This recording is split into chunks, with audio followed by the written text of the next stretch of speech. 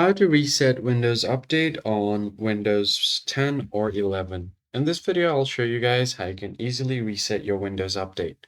The very first thing you're going to have to do is simply go ahead and right-click on your desktop and then create a blank text file. So click on New and then go to Text Document. So what you're going to have to do is copy this code. You'll be able to find it on the description. So let me just quickly scroll through this so that if you don't want to copy from description, you can pause the video and then get the code.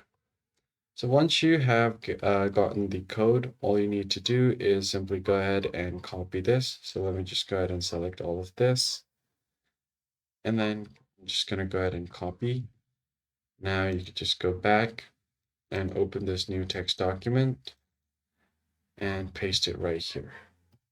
Once you paste this, go to File, go to Save As, then select where you want to save it. I'm just going to save it to my desktop. Just name it whatever you want.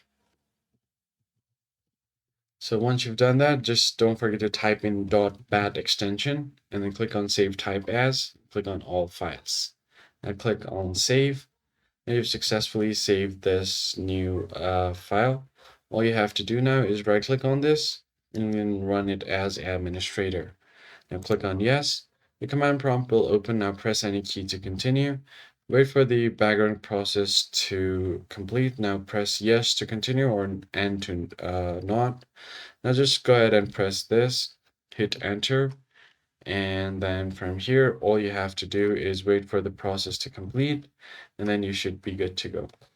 So after doing that, just go ahead and restart your PC once, and you should be good to go. That's how you basically delete all of the previous updates on Windows. I hope this was helpful to you guys, and I'll see you on the next one.